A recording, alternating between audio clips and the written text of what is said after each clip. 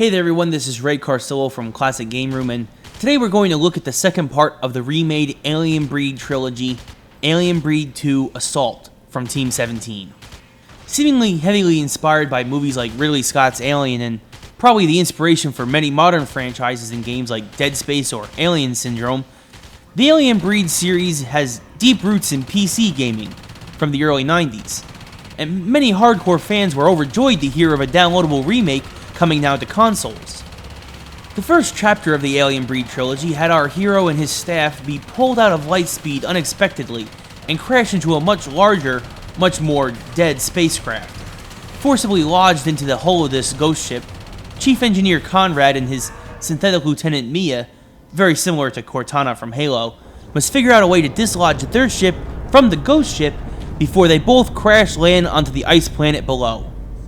Unbeknownst to our heroes though, aliens similar to those that they encountered on their first adventure are lurking in the shadows, and that maybe it wasn't an accident that they crashed into this dead-in-space dreadnought. You're quickly thrown right into the action as Conrad. Given an assault rifle and a blaster with limitless recharge, Conrad will need every bullet he can scrounge against the aliens on this ghost ship. Faced with an impressive variety of opponents, Conrad must make his way through hordes of creatures that look so very similar to the movie Alien that you'd almost expect Sigourney Weaver to jump out and help you at some point. From facehuggers that are birthed from pods to aliens that bleed acid, you'll immediately begin to draw parallels between this and other series in pop culture. Still though, there are a few things more fun than blasting away at giant aliens, especially once you start to get the more powerful weapons like the flamethrower. On top of the more common grunt creatures, there are also more powerful bosses, like the first level's Octomorph,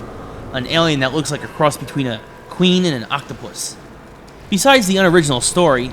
this is a solid ceiling view arcade shooter.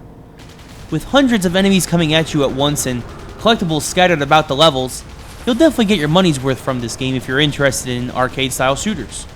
Mind you, it's a downloadable title, so it's only 5 levels long, and that should take you about 4 hours to get through, but it's still enjoyable nonetheless. The graphics are a little below average compared to what you're used to, but since most of the game is above the ceiling, you only really notice it in the handful of mid-level cutscenes. Speaking of cutscenes, voice acting during the levels on top of the cutscenes would have been nice, and it made it look like Team 17, the original developer of the PC version all those years ago, was just cutting corners when it came to getting this remake out there. My only real significant problem though with Alien Breed 2 Assault, besides the unoriginal story, was there wasn't enough boss battles.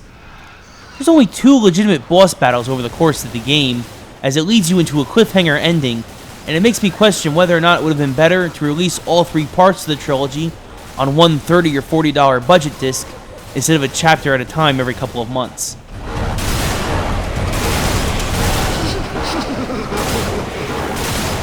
Of course, doing it a chapter at a time meant that Team 17 was able to listen to the complaints about the first chapter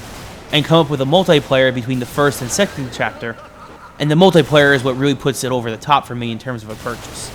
Both a single player and co-op survival mode coupled with a co-op campaign makes Alien Breed 2 Assault head and shoulders better than its predecessor,